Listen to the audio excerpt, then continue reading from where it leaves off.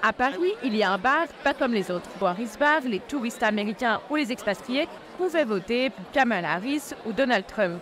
Un vote fictif, mais qui se trompe rarement. En 100 ans, le résultat n'a différé du vote final que 2 fois. Je vous emmène vivre la grande soirée électorale. Depuis 1924, donc depuis 100 ans aujourd'hui, au Harris Bar, rue d'Aunou, à Paris, dans le quartier de l'Opéra, se passe un vote fictif, inventé par mon arrière-grand-père pour surfer sur une chose qui existait à l'époque, qui était la frustration des Américains de ne pas pouvoir faire l'absentee ballot, ce qui se rapprocherait dans le système français à ce que pourrait nous appeler les procurations, même si c'est un petit peu différent. Et il s'est dit, on va en faire une fête, on va en faire un événement, et les Américains pendant un mois vont pouvoir voter ici, et on déploiera à l'issue de ce mois. Et on ne s'est trompé que 2 fois. En 100 ans, ce qui est quand même plus fiable qu'un institut de sondage.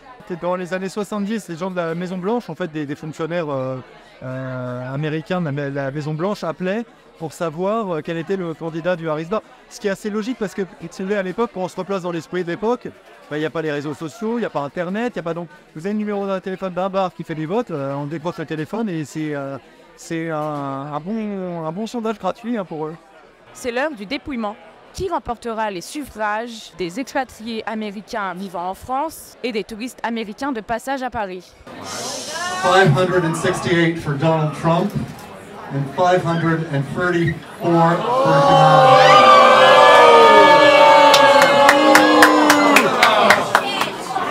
Les habitués du Harris Bar sont sous le choc. Surtout au cours de la soirée, on a croisé beaucoup de gens qui se disaient pro-Kamala, sauf que le résultat dans les urnes a démontré que parmi eux, il y avait des Trumpistes. Je suis profondément choquée en fait, parce que je pensais qu'ici en France, un bar parisien avec des gens qui votent, qui vivent en France pour la plupart, le vote allait être beaucoup plus pour Kamala parce que c'est vrai que Trump a des idées complètement à l'opposé de notre société en France, donc je suis profondément choquée en fait du résultat.